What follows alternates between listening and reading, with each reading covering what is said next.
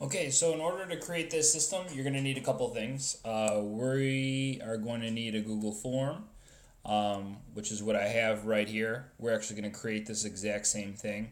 And then in addition to that, you're also going to need an Excel spreadsheet or a Google spreadsheet, as they call it. So you have a place for your responses to go and a place to also set up the automatic emailer as well. I know that some of this may be a bit overwhelming, but I assure you it is very easy. Once you get the hang of it, you can just do it over and over again. And then lastly, I'm just going to create a quick general paper here so you could see how I set it up so that the kid can see what paper it is that they're actually working on, or what paper they got graded on. So the first thing I'll do, I'm going to go back to my email. I'm going to open up Google Drive. And once I'm in Google Drive, I got this folder I already created just by clicking create and then selecting folder. Um, Inside of this folder, again, you can name your folder whatever you want. I'm going to go ahead and create a form. So I'll select create, select form. And next is to go ahead and choose your layout, whatever you want. They've got wedding cake, which is not even remotely pertaining to what we're doing. The notebook one, I found this one is kind of a small font. The one that I like best is just the one with the books on it, if I could get to it. And it also gives you a chance here to go ahead and name your form. I'm going to call this paper grader. Why not? Click OK. And now I need to go ahead and create a couple of general responses.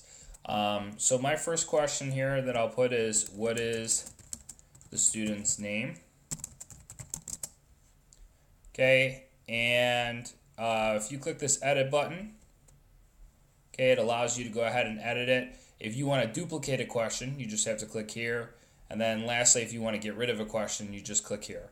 So it says, what is the student's name? And you typically, you could type these in. It will probably take you a while. So instead, I kind of just like to have it all pre-filled. So you could have multiple choice, but if you do multiple choice, it displays all of them at once in the form of radio buttons. So I always like choose from a list. And I'll make this a required question so I don't forget.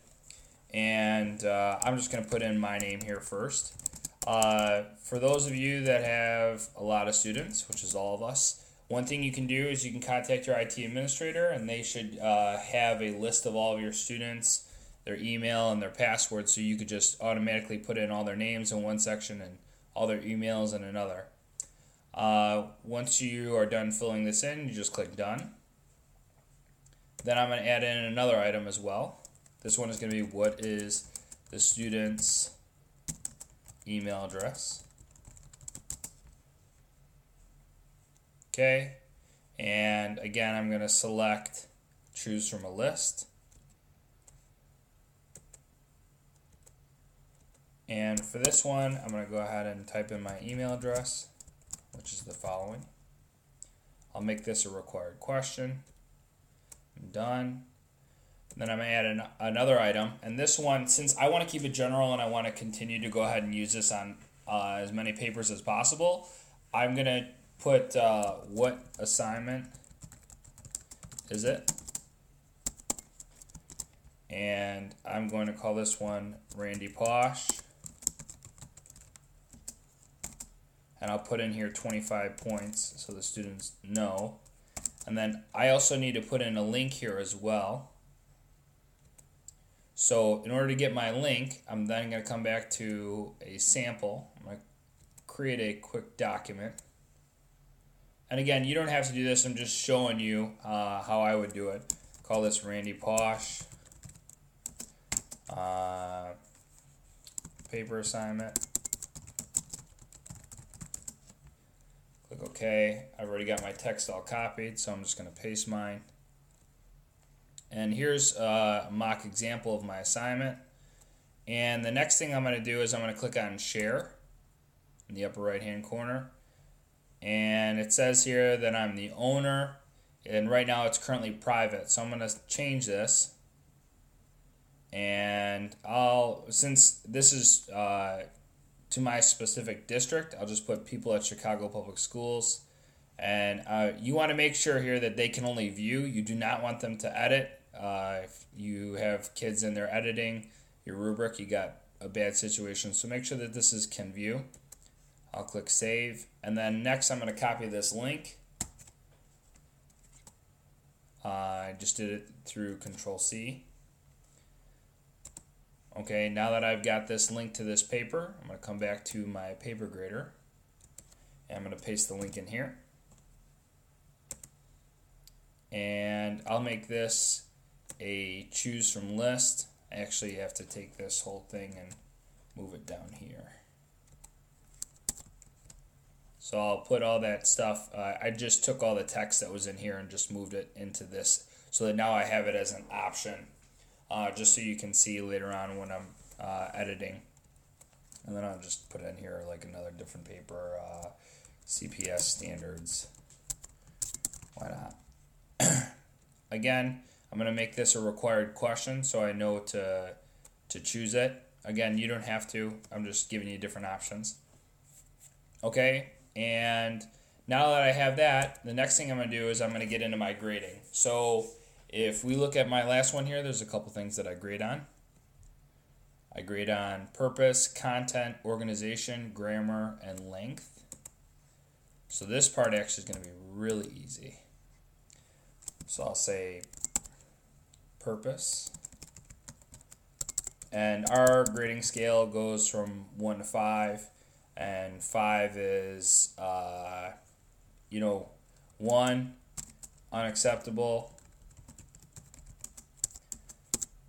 5, our highest grade is innovator. And this time I'm going to do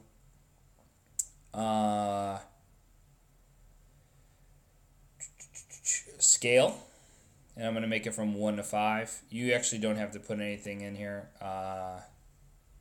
because the radio buttons will just pop up. I'll make this a required question. Click done. Now, instead of continuing to have to go through and create that over and over and over again, I'm just going to duplicate it. This time I'll change this one to grammar. I'll duplicate this one. Call this next one content. I'm forgetting some of the other ones I have had. Length and organization looks like the next two. So I'll click done on this. Duplicate it again. This time we'll call this length. Again, choose whatever you want. One after this, we'll call organization. Click done. And last but not least, I'm going to put in my canned comments, like the comments that I would make to a student that I find myself writing over and over again on a paper. I'll call this comments. And I'm going to make this checkboxes. And, capitalize your I's.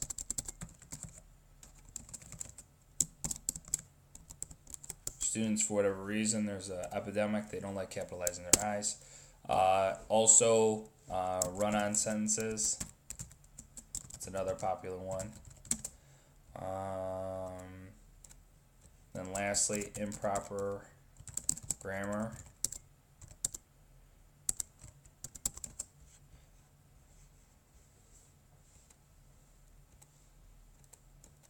Misspelled grammar here.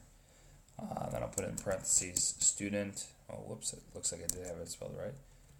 Student writes how they speak. And that should be good enough. You should get the idea from there. So now I'll make this a required question as well. Click done. And now you'll see I have all my categories. I have what is the student's name, student email address, what assignment is it, purpose, grammar, content, length, organization, and last but not least, comments. So my form is pretty much done. I can actually click up here, view live form, and there is my form. So now that I have all this, the next thing I got to do is create a place for it to go, which I'll cover in the next video.